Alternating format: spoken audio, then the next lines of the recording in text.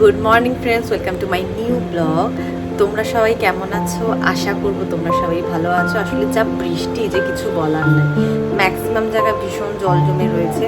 আর আজকে না আমাদের একটু আউটিংয়ের প্ল্যান আছে, মানে বাইরে লাঞ্চ বা ডিনার কিছু একটা করতে যাওয়ার প্ল্যান ছিল। মানে হচ্ছে ফার্স্টে প্ল্যান ছিল ডিনার করতে যাব, তারপরে প্ল্যান হলো লাঞ্চ করতে যাব, বিকজ যা বৃষ্টি।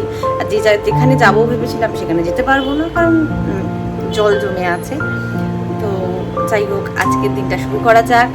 এখন কুমড়োর খাবারটা বসিয়ে দিয়েছি, তাড়াতাড়ি করে ওকে খাইয়ে দাইয়ে তারপরে আর কি ওই বাড়িতে গিয়ে তারপরে আর কি কুমড়োদের সাথে যাব ডিনারে বা লাঞ্চে, সেটা আর কি যাওয়ার পর ডিসাইড হবে কোথায় যাবো। আর এই যে আমার গুবলু এখন বড় হয়ে গেছে, তাই জন্য ওকে এখন এই ফোনটা কিনে দেওয়া হয়েছে। মানে এটা হচ্ছে কালকে আর কি, কালকে ডাক্তার দেখাতে গেছিলাম, তা ডাক্তার বলেছিল এখন বড় হয়ে গেছে, এখন এটা খেতে পারবে। কিন্তু আশ্চর্যের ব্যাপার কি জানো তো, যে আমাদের ওই বাড়িতে যারা রয়েছে মানে কালটু, ওকে যখন এটা মানে ওরও না ভীষণ কামড়ানোর স্বভাব ছিল, যখন ওকে দিয়েছিলাম তখন ও তো সারাদিন এটা নিয়েই থাকতো, কিন্তু ও কিন্তু সেটা একদমই থাকছে না।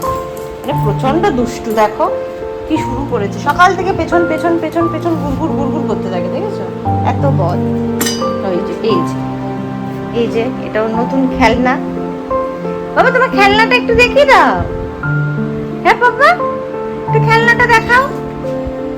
ইন্টারেস্টেড নয় ও খেলনাটার উপর, ঠিক আছে? এখন খেলনা নিয়ে আসছে। হ্যাঁ, গুড বয় গুড বয়। তো ব্যাপারটা কি হয় জানো তো, ও আর কি যখন নতুন নতুন কোনো কিছু পায় তখন ও খুব এক্সাইটেড থাকে, কিন্তু তারপরে আর সেটা নিয়ে থাকে না। মানে কিছুক্ষণের মধ্যে এক্সাইটেড সব শেষ হয়ে যায়। এখন পাপার বেডরুমে বসে রয়েছে, এখন মর্নিং এর এখন আদর চলছে। দেখো ওর আদর মানেই কামড়ানো, কিছু বলার নেই। একটু আগে তো ওর ঘাড়েই উঠে গেছিল, প্রস্তাবের ঘাড়েই উঠে গেছিল খুব।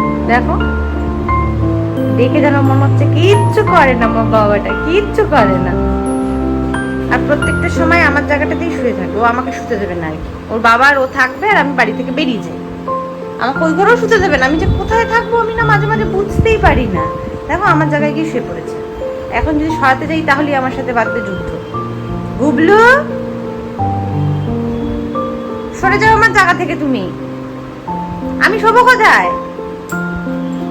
দেখেছো এত দুষ্টু না, এত দুষ্টু যে কিছু বলার নেই।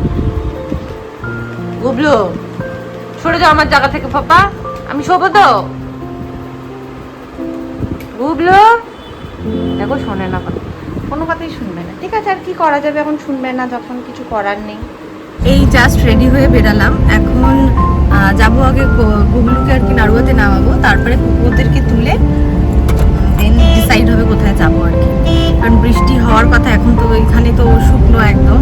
আর জানি না সল্টলেকের ওদিকে জল জমেছে কিনা, বাট খবরে তো বলছিল যেন জমেছে। দেখা যাক কি হয়। দেখো বদমাসটা বসে আছে, আবার আসে না। গুবলু সিট, কথা শোনে না। দেখো sit, Gublu sit, Gublu sit, sit, sit sit seat.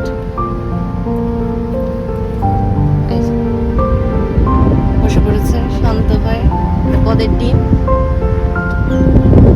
এই যে হচ্ছে এই যে একে দেখে বসে আছে ওখানে, ওর পছন্দ হচ্ছে না। দেখো এত হিংসুটে তৈরি হচ্ছে।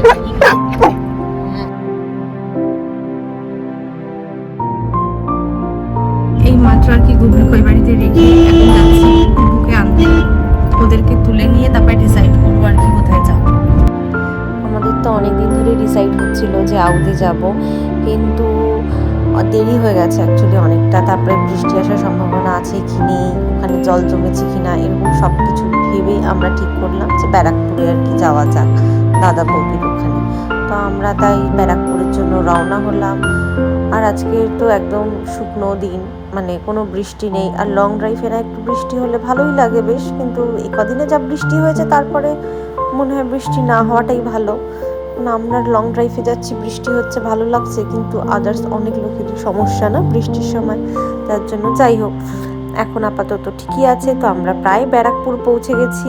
আমরা এখানে পৌঁছে গিয়ে এত মানে এত লাইট বলার বাইরে। তো আপাতত লাইনে দাঁড়িয়েছি। দাদা বৌদির আর একটা আর কি হয়েছে, ও বলা হয়নি যে বাইদাবে আমরা আউটে যাইনি, দাদা বৌদিতে এসেছি। তো ওরা গেছে আগের দোকান, মানে ওইদিকে আরেকটা দোকান আছে দাদা বৌদিরই, তো সেখানে গেছে।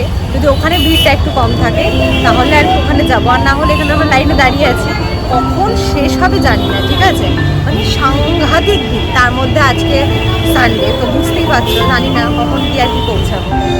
প্রায় আর কি বৃষ্টি আরম্ভ হয়ে গেছে, আমরা মানে আর কি কোনো রকমের ভিতরে ঢুকতে পেরেছি, তাও এখন সিঁড়িতে লাইন দিয়ে দাঁড়িয়ে আছি, জানি না কতক্ষণে হবে। যাই হোক তাড়াতাড়ি আর কি ঢুকে গেছি, এটাই অনেক কাছে, কারণ ওই পাশে যে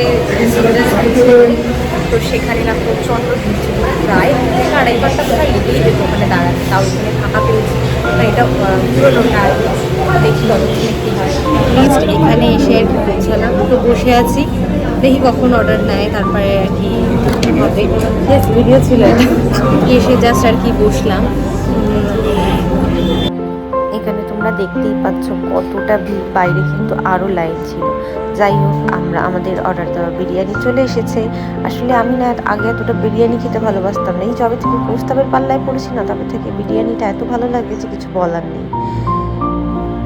খাওয়া দাওয়া করে আমরা তো বেরিয়ে পড়েছি, আর দেখতে দেখতে তো সন্ধ্যাও হয়ে গেছে, আর ওদিকে তো গুড্ডু উঠে গেছে, এত চেঁচামেচি করছে। ছোটো মা ফোন করেছিল, প্রথমে তো ছোটো মা বললো যে না গুড্ডুর সঙ্গে নাকি ছোটো মার বন্ধুত্ব হয়ে গেছে, কিন্তু আসলে ঘন্টা হয়েছে, কিচ্ছু হয়নি। ও যা দুষ্টু সে তো আমি চিনি না। জাস্ট এই বাড়িতে ঢুকলাম, এই বাড়ি থেকে তাড়াতাড়ি ঢুকে নি ওই বাড়িতে